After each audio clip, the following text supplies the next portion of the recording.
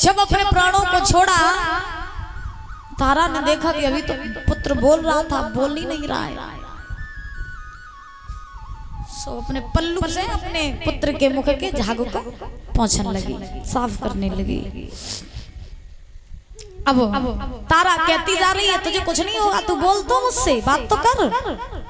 तू ऐसे सो रहा है जैसे कि पता नहीं कब से जागा हुआ हो। एक बार उठ, बैठ, मुझसे बात कर, तेरी माँ तेरे पास में बैठी है, तुझे कुछ नहीं होगा।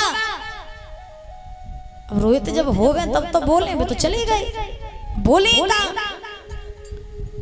तारा बोली, एक बार बोलना, अपने मुख से माँ कह के बुलाना। क्यों बैठ, क्यों सो रहा है तू, उठ के बैठ।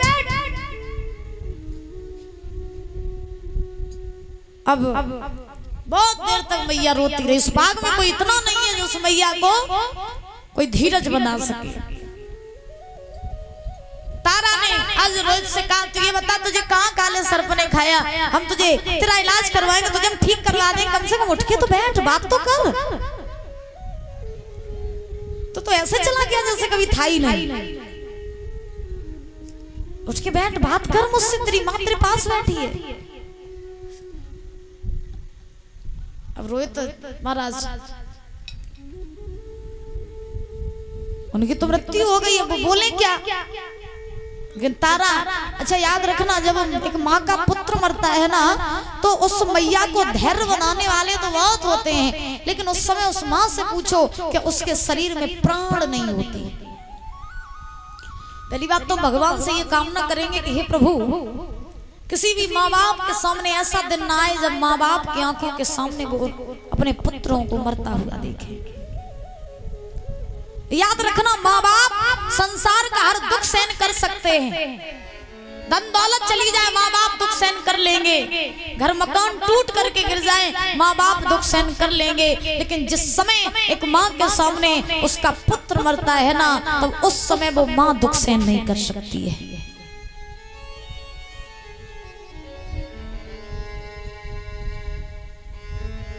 उसके पास समझाने वाले तो से बहुत होते हैं कि ना रो, ना रो, अब मर गया होने को कौन टाल सकता है। लेकिन याद रखना, लेकिन माँ उस समय ये सोचती है कि पुत्र ऐसे चला गया जैसे कोई था ही नहीं।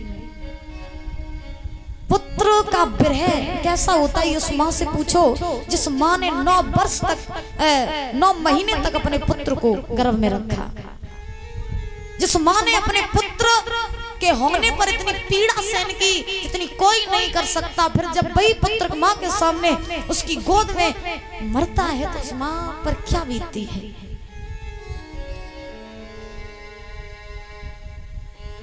अब तारा टकटकी लगा करके निहार रही है और उससे कह रही, तू उठ के बैठना, तू मुझसे बात करना, तू ऐसे सो रहा है जैसे पता नहीं कब से जागा है, बैठ तो बार मुझे बता, तुझे कहाँ काले सर्प ने खाया। तारा ने रोक करके बात कही है, तो ताज के उठ के बोलता सुनाई दे, और कहाँ पे सोए है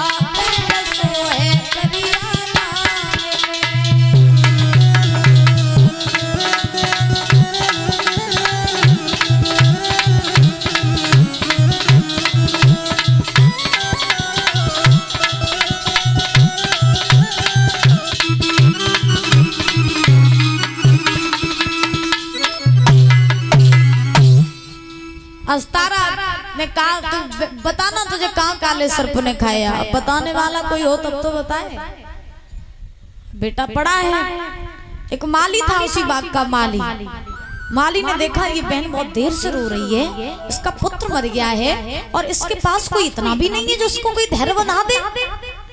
तो वो माली तारा के पास में आया और तारा के पास में आकर के बोला बेना ये तेरा पुत्र ना बहुत देर का मरा है, इसका शरीर देख कैसे अकड़ गया है, तू ऐसा कर इसको ले जा, इसे दफना दे जाके। और ये बता तेरे घर का कोई नहीं है क्या?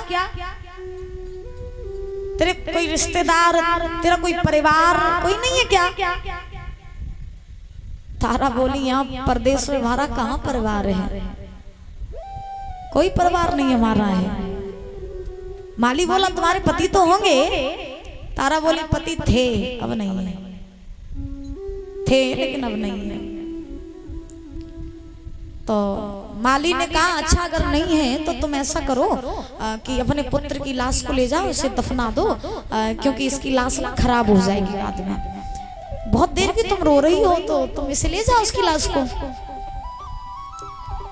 तारा बोले भैया माली तूने बड़ी आसानी से कह दी कि हम अपने लला की लाश को ले जाएं और इसे दफना दे जाएंगे, लेकिन तो नहीं पता अपने लला मैंने कितने दुखने के बाद पालो। और मुझे नहीं पता थी कि एक समय वो आएगा जब अपने लला को जिन हाथों से मैंने खिलाया, जिन हाथों से मैंने उसको अपने हाथों से निवाला, तोड़ तोड़ करके खिलाया, आज उसी का अंतिम संस्कार मुझे अपने हाथों से करना होगा।